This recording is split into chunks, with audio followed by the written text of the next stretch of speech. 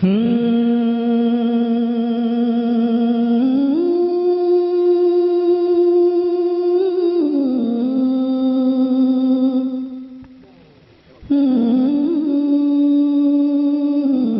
की ज़बान से निकली हुई आवाज़ मोहब्बत की शाहराहों पर अपनी तमाम तर मसरूफियात की जंजीरों को तोड़ने और अपने नरमो नाजुक बिस्तर को खुदा हाफिज कहने के बाद अपने जंग आलूद ईमान व अकायद को साफ व शफाफ आईना में तब्दील करने की गर्ज से और अपने फिक्र व ख्याल के बिखरे हुए शिराजा यकजा करने के लिए दूर दराज से चलकर आज की सज़ीम शान बज़्म वफा में तशरीफ लाने वाले गुलामान मुस्तफ़ा आपका ये नाज़िम गुलाम सरवर जाफरी मिंबरे नूर से पैगाम उख़ुवत व मोहब्बत बशक्ल सलाम समीम क़ल्ब से आप तक पहुँचाता है। अस्सलामु अलैकुम व रहमतुल्लाहि व बरकातुहू। वालेकुम अस्सलाम व रहमतुल्लाहि। दुरूद शरीफ पढ़िए। अल्लाहुम्मा सल्लि अला सय्यिदिना व शफ़ीअना व हबीबना व नबियना मौलाना मुहम्मदिन बारिक वसल्लम सल्लल्लाहु अलैहि सलातु व सलामुन अलैका या रसूलल्लाह सल्लल्लाहु तआला अलैहि वसल्लम। माइक ऑपरेटर से गुजारिश है आवाज़ सही कर दीजिए। हम जो बोले वो हमको समझ में आए, दूसरे को समझ में आए कि ना आए, कम से कम हमको तो समझ में आ जाए कि हम क्या बोल रहे हैं। वो लामकाम है फिर भी मकान उसका है, वो लामकाम है फिर भी मकान उसका है। बुलंदियों का हर एक आसमान उसका है। वो लामकाम है फिर भी मकान उसका है। बुलंदियों का हर एक आसमान उसका है। कलाम नातिक़े परवरदिगार क्या कहना, कलाम उसका है, तर्ज़े बयान उसका है। ये गौसो ख्वाजाओ वारिस ये कौन है आखिर, निदा ये आई कि ये खानदान उसका है। और बहार नाज उठाने जरूर आएगी, बहार नाज उठाने जरूर आएगी। हवा भी फूल खिलाने जरूर आएगी। जहां भी तज़किरा आका के नूर का होगा, हवा चिराग जलाने जरूर आएगी। जहां भी तज़किरा आका के नूर का होगा, हवा चिराग जलाने जरूर आएगी। मोहतरम हज़रात, जामिया खैरुन्निसा के बैनर तले आज का ये अज़ीमुश्शान प्रोग्राम जिसमें आप शिरकत कर रहे हैं, उलमाए किराम जिनके इसमें गिरामी पोस्टर व्हाट्सएप और यूट्यूब के जरिए आप तक पहुंच चुके हैं, वो तमाम तर मुअज़्ज़ज़ मोहतरम हजरात यके बाद दीगरे आपकी मोहब्बतों की मेज पर गुलदान के तरीके से इंशाअल्लाह पेश होंगे। उन तमाम तर उलमाए किराम शुराए एज़ाम को हम समात करके अपने कुलूब व अज़हान को मुअत्तर करेंगे।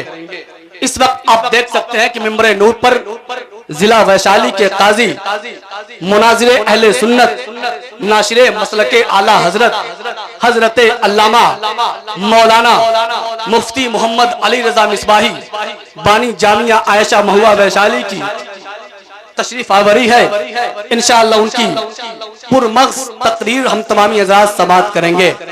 मगर उससे पहले मैं तमाम तर अपने अहबाब से, अपने रिश्तेदार से, उलमाए अहले सुन्नत से, अवामे अहले सुन्नत से गुजारिश करूंगा कि अगर मेरी आवाज आप तक पहुंच रही हो तो अपनी तमाम तर मसरूफियात के बावजूद आप महफिले मिलादुन नबी सल्लल्लाहु ताला अलैहि वसल्लम में तशरीफ लाकर अपने नामा आमाल में सवाब का इजाफा करें। जो लोग खाना नहीं खाए हैं वो जाकर खाना खाएं, जो खाना खा चुके हैं उनसे मेरी गुजारिश है कि आप जलसागाह में आए और पूरे प्रोग्राम को इत्मीनान के साथ बैठ करके आप समाप्त करें। इंशाअल्लाह आज के इस प्रोग्राम में आपको अच्छा मैसेज, एक अच्छी फिक्र लेकर के अपने घरों को आप जाएंगे। शुराए किराम जिसका नाम आपने पोस्टर के जरिए सुना है वो तमाम तर आपकी मोहब्बतों तक पहुंचेंगे। उलमाए किराम जिनका नाम आप सुन चुके हैं वो भी पहुंचेंगे। मगर आइए उससे पहले मैं बड़ी मालूमाती गुफ्तगू लेकर के, पाकीज़ा गुफ्तगू लेकर के मैं जिला वैशाली के काजी बहुत ही अच्छे आलिम, बहुत ही मुस्तरद आलिम, बहुत ही मोतबर आलिम, बहुत ही मुअज़्ज़ज़ आलिम जो हमारे लिए नहीं बल्कि पूरे इलाके भर के लिए एक अजीम नेमत से कम नहीं है, जिसे हम नहीं, आप नहीं, पूरा हिंदुस्तान मुनाजिर अहले सुन्नत नाशिर मसलक आला हजरत हजरत अल्लामा मौलाना मुफ्ती अली रजा मिसबाही के नाम से जानता और पहचानता है। पूरा हिंदुस्तान तो आपका इस्तकबाल कर ही रहा है।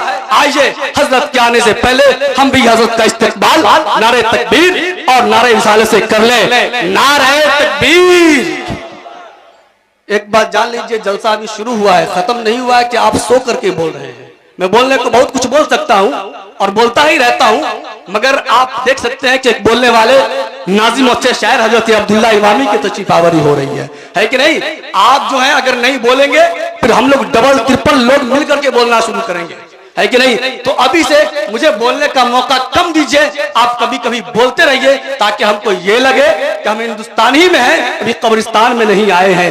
बंद आवाज से पुकारिए, नारे तकबीर, नारे रिसालत, उलमाए अहले सुन्नत, फैज़ाने आला हजरत, मसलके आला हजरत, फैज़ाने सरकारे सुरकाही हजरत अल्लामा मुफ्ती अली रजा मिसबाही, नारे तकबीर, नारे रिसालत। बस ये कहते हुए कि सोच अच्छी है तो तहरीर भी अच्छी होगी, फेल अच्छा है तो तामीर भी अच्छी होगी। मैंने कल खुद को मदीने में ढलते देखा, अमा ख्वाब अच्छा है तो ताबीर भी अच्छी। अस्सलामु अलैकुम व रहमतुल्लाहि व बरकातुहू। नहमदुहु व नुसल्ली अला रसूलिहिल करीम, अम्मा बाद।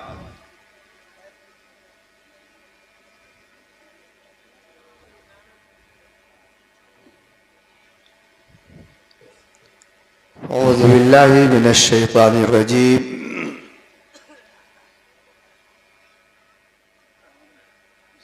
बिस्मिल्लाहिर रहमानिर रहीम।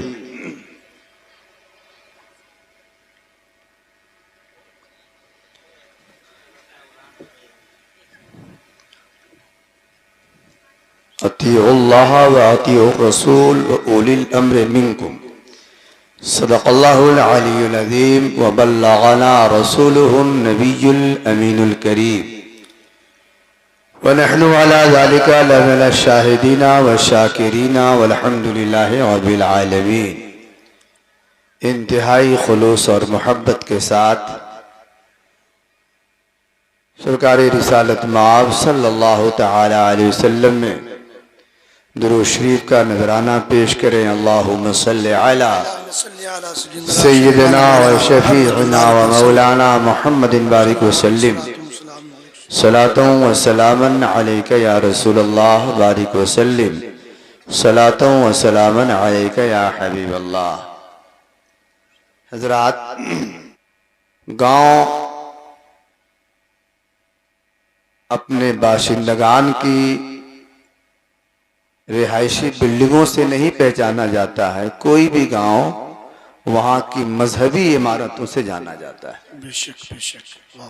तालीमी इमारतों से, मजहबी इमारतों से, वहाँ के इल्म, तहजीब, कल्चर, वहाँ की पढ़ाई लिखाई से कोई गांव मुतारफ होता है। बहुत सी दुनिया में गांव ऐसे हैं जहाँ बड़ी बड़ी इमारतें हैं पर कोई जानने वाला नहीं, लेकिन एक देहात में एक मदरसा चलता है और उस मदरसे की वजह से वो देहात पूरी दुनिया में मशहूर हो जाता है। हाफिज मिल्लत रहमतुल्लाह ताला अलैह, उन्होंने जब अशरफिया की बुनियाद,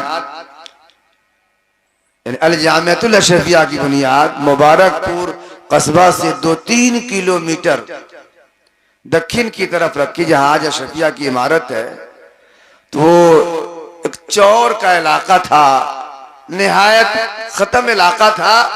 किताबों में लोगों ने लिखा है इतनी सख्त जमीन थी कि जब फावड़ा मारा जाता था तो 2-2 हाथ फावड़ा ऊपर कूदता था।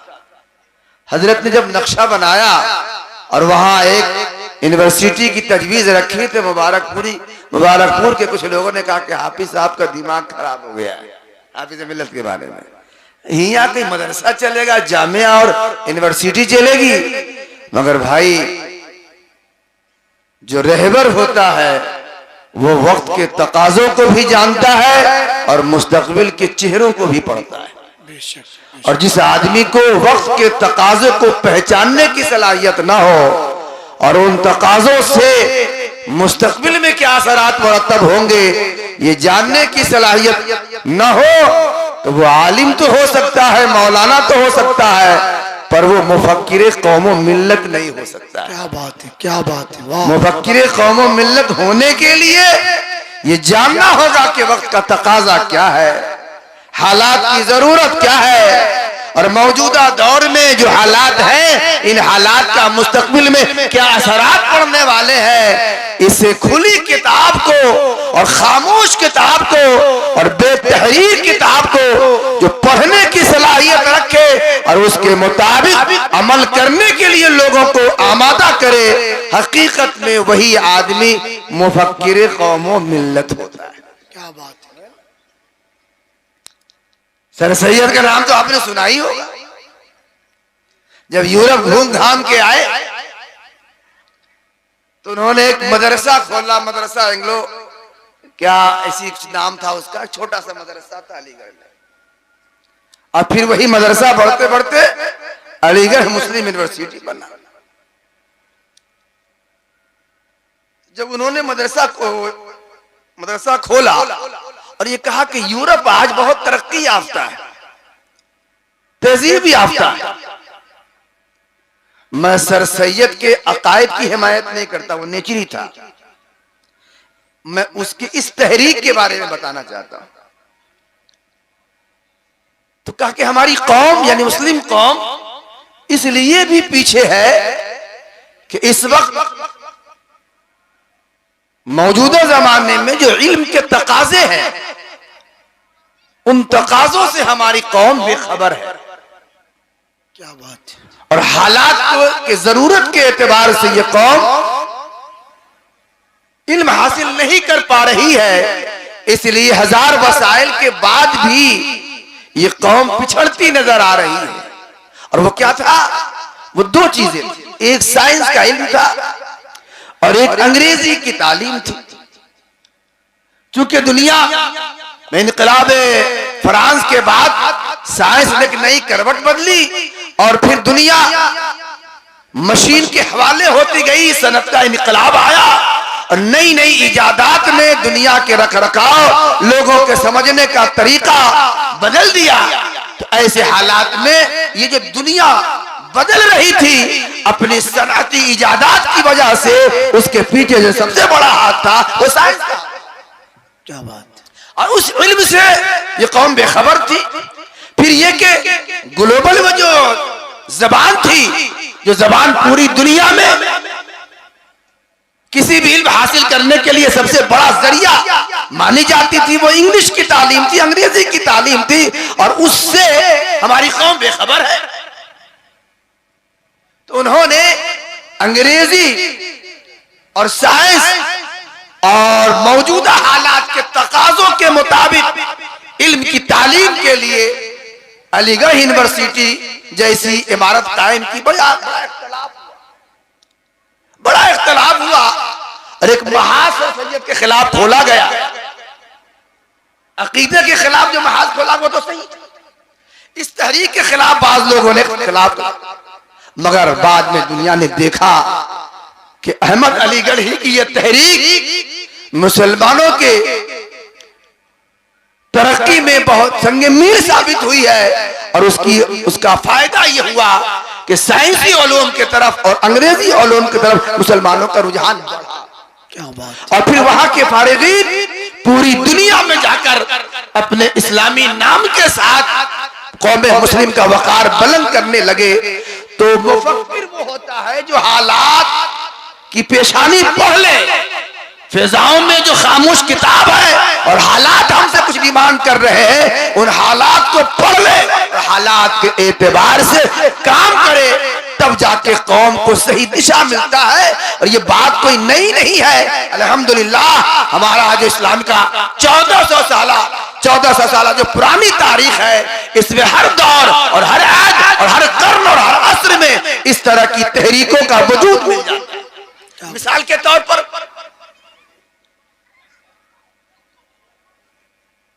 जो हमारे इल्मी मजहबी अकायद थे, जैसे आखिरत का तसव्वुर, क़यामत का तसव्वुर, अजाब का तसव्वुर, सवाब का तसव्वुर, मरने के बाद दोबारा जिंदा होने का तसव्वुर, जो हमारे मजहबी अकायद है, इन मजहबी अकायद पर एक जमाने में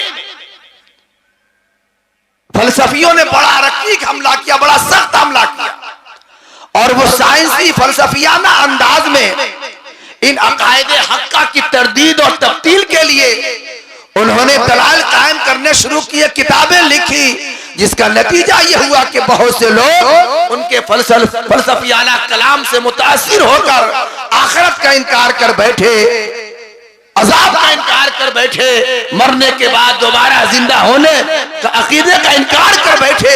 जब उस वक्त के उलमाए अहले सुन्नत और उलमाए हक ने ये देखा कि ये फलसफी लोग, ये साइंटिस्ट, ये साइंसदान लोग अपने फलसफियाना नजरियात और अफकार की बुनियाद पर अकायदे हक्का की तरदीद कर रहे हैं और उसकी वजह से गुमराहियत फैल रही है, लोग मुतासिर हो रहे हैं। तो अब उनके फलसफियाना एतराजात का जवाब अगर नकली अंदाज में दिया जाए तो बात लगेगी। मिसाल के तौर पर हम आपको पता है जहाज कैसे उड़ता है, तो जहाज उड़ने के लिए जो साइंसी बातें बताई गई है वो बात हम बताएंगे तो आपके बात समझ में आएगी। अब उसके लिए हम कोई किताब की इबारत पढ़ दे तो आपको समझ में नहीं आएगी। तो अगर उन फलसफियों के फलसफियाना दलाइल की तरदीद में वही तरीका इख्तियार किया जाता जो उससे पहले तरीका चला रहा था, तो बात मुतासिर असर करने वाली ना होती और लोग मुतासिर ना होते। इसलिए उनके सवालों का उन्हीं के अंदाज में जवाब देने के लिए उस वक्त के उलमाए हक ने जिस इल्म की बुनियाद रखी है उस इल्म का नाम है इल्मुल कलाम। क्या बात है, इल्मे कलाम की बुनियाद रखी और जिस तरीके इस्तिदलाल से, जिस फलसफियाना रंगो आहंग में उन्होंने आखिरत के तकीदे का इनकार किया था, उसी तरीके इस्तिदलाल से और उसी रंगो आहंग में उलमाए हक ने अकीदे आखिरत का इस्बात। क्या बात है, सुभान अल्लाह। नतीजा ये निकला कि आहिस्ता आहिस्ता वो काली बदली छटती गई और फिर हक का सूरज वैसे ही रोशन हुआ जैसे रोशन पहले। बेशक, वाह। तो वक्त कब तक आता जब मुगलों का कि इकबाल का सूरज डूबा और बहादुर शाह रंगून में गिरफ्तार कर लिए गए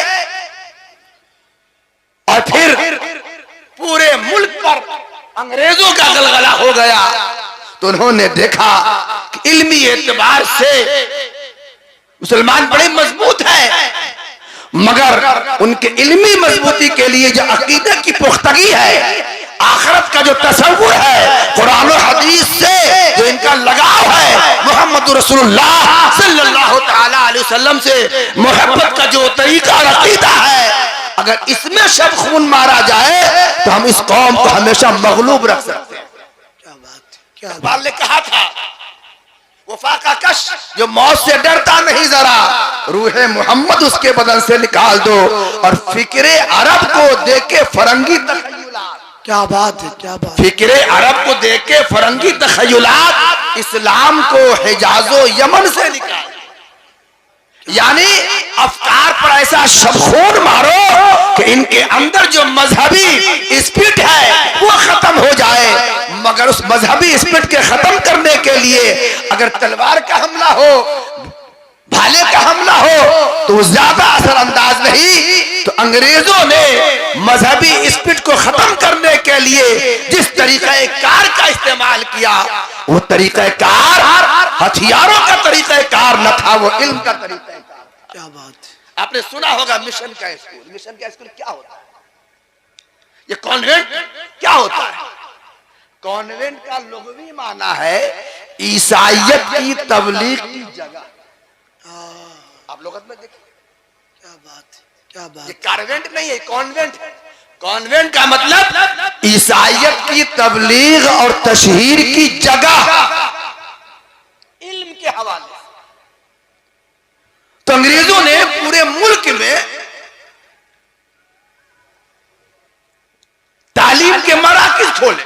मिशन के तहत उन्होंने पूरे मुल्क में तालीम का एक नेटवर्क बनाया और उस नेटवर्किंग, तालीमी नेटवर्किंग में किया उन्होंने ये कि निसाब को अपने अंदाज में मुरत्तब।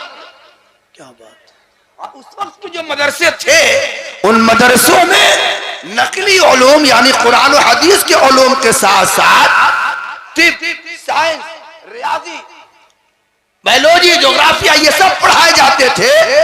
उन अंग्रेजों ने चालाकी के साथ ये किया कि मजहबी इल्म के नाम पर जो इल्म था वो तो मदरसा में रहने दिया, मगर दूसरे उलूम को मदरसा से निकालकर उसके लिए कॉलेज और यूनिवर्सिटियों का तस्वुर दिया।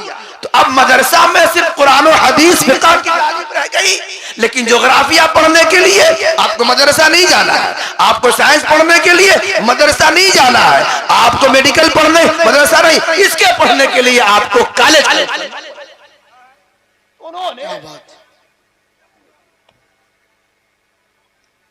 ये देखिए एक निहायत हमारी जमात के असरी उलूम के एक निहायत बेबाक और मुफक्किराना सलाहियतों के मालिक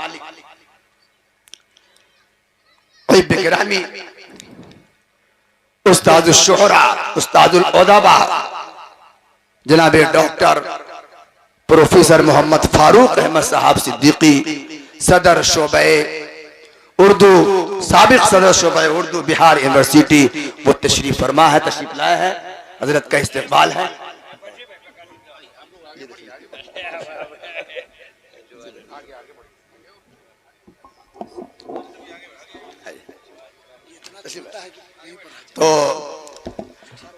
तो मैं अर्ज ये कर रहा था, दुरूद शरीफ पढ़े, अल्लाहुम्मा सल्ली अला सय्यदिना व शफीउना व मौलाना मुहम्मदिन बारिक वसल्लिम सलातु व सलामुन अलैका या रसूल अल्लाह। तो अंग्रेजों ने मिशन के तहत तालीम के हवाले से उन्होंने इस्लामी अफकार पर ज़र्ब लगाने की कोशिश की और मुसलमानों के दीन और अकीदा पर हमला करने के लिए उन्होंने तलवार और तीरो तबर का सहारा नहीं लिया, तालीम का सहारा लिया। उस वक्त के उलमा ने जब देखा कि तालीम के ऐसे जहर के साथ, इस खूबसूरत मिठास के साथ जहर भी दिया जा रहा है, तो उस वक्त के उलमा ने बड़ा अच्छा फैसला किया और उन्होंने मदारिस का नेटवर्क शुरू किया, मदरसों का नेटवर्क शुरू किया, मदरसे खोले गांव गांव में, छोटे बड़े शहर, और उसका फायदा ये हुआ, नतीजा ये हुआ कि जो जहर अंग्रेजों ने अंग्रेजी के नाम पर और तालीम के नाम पर मुस्लिम मुआशरे में, मुस्लिम लोगों में छोड़ना शुरू किया था, हमारे बुजुर्गों के इन कायम करदा मदारिस ने उस जहर के सारे असरात को खत्म कर दिए और फिर से मुसलमान कौम को जिंदा कर।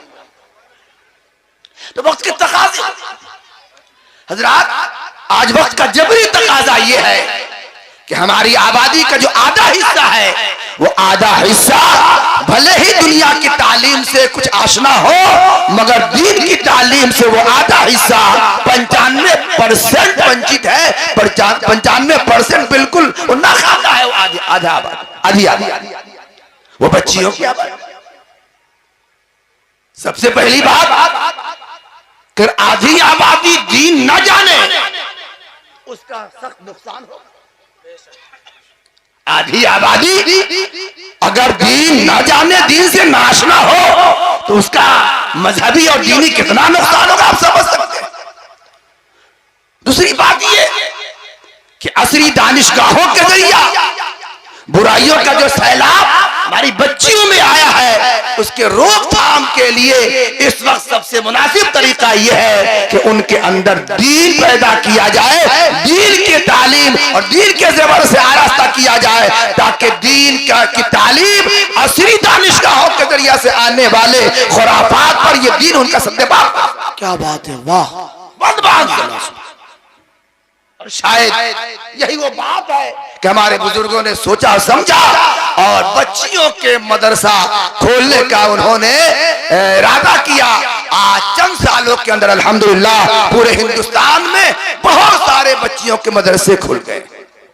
एतराज करने वालों की कमी तो किसी जमाने में न रही, मगर एतराजात पर अगर ध्यान दिया जाए तो दुनिया का कोई आदमी काम नहीं कर सकता। आदमी मुखलिस हो और इखलास के साथ रास्ते पर चल पड़े तो फिर एतराज करने वालों के एतराजात धरे पड़े रह जाते हैं। और एतराज का सही जवाब यह है कि आदमी काम से उसका जुबान बंद कर दे। हुजूर हाफिज मिल्लत फरमाते थे हर मुखालफत का जवाब काम। कहेंगे लोग क्या जरूरत थी नसर साहब को बच्चियों का मदरसा खोलने, क्या मदरसा खोलने की क्या जरूरत थी? एक आध दो मदरसा खुल गया था। मेरे भाइयों जरूरत है। क्या बात, एक मदरसा जामिया आयशा, सच्चाई पूछिए तो एक गांव का भी कफील नहीं है। यानी एक गांव के बच्चियां भी अगर उसमें आए तो उस गांव के बच्चियों को भी तालीम देने की सलाहियत जामिया आयशा के पास नहीं है, क्योंकि उतनी जगह ही नहीं है। क्या बात, हुजूर सदरुल अफाजिल फरमाते थे कि मदरसा कम होने के बावजूद भी लोगों के निगाहों में खटकता है, और कॉन्वेंट और दिगर इदारे बहुत ज्यादा होने के बाद भी लोगों के निगाहों में खटकता नहीं है। क्यों? ये उसूल है कि जिस चीज से आदमी की दिलचस्पी कम हो जाती है तो वो चीज कम भी हो तो आदमी को ज्यादा लगती है, और जिस चीज से दिलचस्पी बढ़ जाती है वो चीज ज्यादा भी हो तो ज्यादा होने के बाद भी आदमी को कम लगती है। क्या बात, स्कूलों से, कॉन्वेंटों से और इस तरह के असरी दरगाहों से आदमी की दिलचस्पी बढ़ गई है। हर नुक्कड़ पर, हर चौराहे पर दो चार कॉन्वेंट नजर आ रहा है, कोचिंग सेंटर नजर आ रहा है, मगर उसकी कसरत किसी को खलती नहीं है। और एक से दो मदरसा हो जाए, दो से तीन मदरसा हो जाए तो क्या होगा इतना मदरसा बनाकर? भाइयों सुन लीजिए, मदरसा सिर्फ इसलिए नहीं बनता है कि आलिम व फाजिल बनाया जाए, मदरसा इसलिए भी बनता है कि कुछ पढ़कर आदमी के अंदर दीन का रंग पैदा हो जाए, दीन की तालीम, दीन की मालूमात हासिल हो जाए। बेशक, सुभान अल्लाह। और किसी को आलिम बनना ये कोई फर्ज नहीं है, मगर इतना तो जानना जरूरी है, समझ सके दीन क्या है, दीन की जरूरी बातें क्या है। क्या बात, बेशक। मौलाना अबू नसर साहब मिसबाही को मुबारकबाद देता हूं कि आपने इस संगला चौरिस्तान में बड़ी हिम्मत का मुजाहिरा किया है, और आपने जामिया खैरुन निसा के नाम से आपने ये इदारा कायम किया है। अल्लाह तबारक व तआला इसको दीन दूना रात चौगुनी तरक्की अता फरमाए। आपसे गुजारिश है कि अपनी हिम्मतों को काम में लाइए, अपने हौसलों को काम में लाइए, हौसला खुद पैदा कीजिए और काम करने वालों का हौसला बढ़ाइए। हौसला बढ़ाना सिर्फ यही नहीं है कि चंदा दे दिया जाए, हौसला बढ़ाना यह है कि अच्छा काम करने वाले के काम की तारीफ, उसके शाना बशाना चला जाए। आज हमारा जो माजी रहा है वो बच्चियों की जो तालीम और औरतों की जो तालीम की जो रिवायत है, सुनिएगा तो दंग रह जाइएगा। 200-500 साल से वो रिवायत मौकूफ हो गई है, वरना बच्चियों और औरतों की तालीम के हवाले से और मजहबी तालीम के हवाले से हमारा माजी इतना शानदार है कि दुनिया की कोई कौम उस सवाल का जवाब नहीं दे सकती है। हजरात, एक बुजुर्ग गुजरे हैं, हजरत अल्लामा अलाउद्दीन कासानी रहमतुल्लाह ताला अलैह, उन्होंने किताब लिखी, क्या बात, तुहफतुल फुक़हा लिखी। उनकी एक बेटी थी फातिमा, बड़ी पढ़ी लिखी आलिमा जबरदस्त। अल्लामा अलाउद्दीन कासानी रहमतुल्लाह ताला अलैह का घर जो था वो मरकज़े मरजाए खलाइक था। लोग मसाइल जानने के लिए वहां आते थे, वहां से फतवा जारी होता था तो उस पर हजरत अल्लामा अलाउद्दीन कासानी का दस्तखत होता था, और उसके नीचे जनाब फातिमा का उनकी बेटी का दस्तखत होता था। और कहा यह जाता है कि जब तक के फातिमा का दस्तखत नहीं हो जाता था वो फतवा मोतबर नहीं बना। क्या बात, क्या बात, इस कदर पढ़ी लिखी क्या थी। बात। तो अल्लामा अलाउद्दीन कासानी रहमतुल्लाह ताला अलैह जो किताब लिखी तुहफतुल फुक़हा, तो उन्होंने कहा कि जो इस किताब की शरह लिखेगा या मेरी बेटी के पास जो फिक़ह का इल्म है, इसी तरह का इल्म किसी के पास होगा, उसी से मैं अपनी बेटी की शादी। क्या बात, खूबसूरत भी थी, खूबसूरत भी थी, अब उसके जोड़ का कोई लड़का नहीं मिलता था।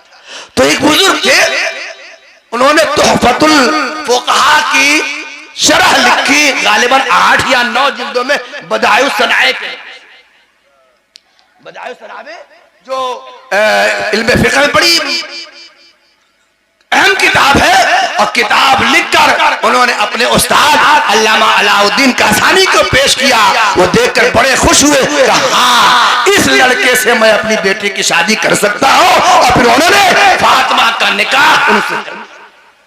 अब जो फतवा जारी होता था उस पर पहले अल्लामा अलाउद्दीन कासानी का फतवा होता है, दस्तखत होता था, फिर उनका होता था, फिर फातिमा का होता था। तीन आदमी के दस्तखत से फतवा जारी होता था। और कहते हैं कि जब तक कि फातिमा का दस्तखत न हो जाए वो फतवा काबिल है। ये हमारी शानदार रिवायत रही है, 200-400 सालों से ये रिवायत मौकूफ है। मैं समझता हूँ हलाल की पेशानी लोगों ने पढ़ ली है और उसी मुद्दा रिवायत की ताबिंदगी और जिंदा करने के लिए अब बच्चियों का इदारा अल्हम्दुलिल्लाह तेजी के साथ खुला। इंशाअल्लाह ताला इसका फायदा होगा, बशर्ते ये कि हम अपनी बच्चियों को दीन की तालीम से आरास्ता करने का हौसला पैदा करें। असली तालीम गाहों में भी और असली तालीम भी दिलाए, मगर दीन की भी तालीम अपनी बच्चियों को इतनी दिला दे वो जान सके कि शौहर का हक क्या है, बीवी का हक क्या है। आज इर्तिदाद का जो सैलाब घर वापसी के नाम पर और दीगर चीजों के नाम पर हमारे आबादियों की तरफ जो बढ़ता जा रहा है, उस इर्तिदाद जन के रोकने का इस जमाने में अहम और वाहिद तरीका यह है कि अपनी बच्चियों को दीन सिखाए, भी दीन पढ़ाए, दीन की तालीम के और दीन के जेवर से आरास्ता करे। दीन जानेगी, अकीदा जानेगी, आखिरत जानेगी, मुर्तद होने का नुकसान जानेगी, जहन्नम जानेगी। इंशाअल्लाह ताला बहुत हद तक उस बढ़ते हुए सैलाब पर बंद बांधा जा सकता है। अल्लाह करे कि ये इदारा कामयाब हो, सारे इदारे कामयाब हो, और जिस तरह हमारे बच्चों में दीन का रंग और दीन पाया जाता है उससे कहीं ज्यादा हमारी बच्चियों में दीन का रंग और दीन की तालीम पाई जाए। अल्लाह ताला इस महफिल को कबूल फरमाए। अस्सलामु अलैकुम व रहमतुल्लाहि व बरकातुहू। अस्तगफिरुल्लाह रब्बी मिन कुल्लि ज़म्बि व अतूबु इलैहि। ला इलाहा इल्लल्लाहु मुहम्मदुर रसूलुल्लाह।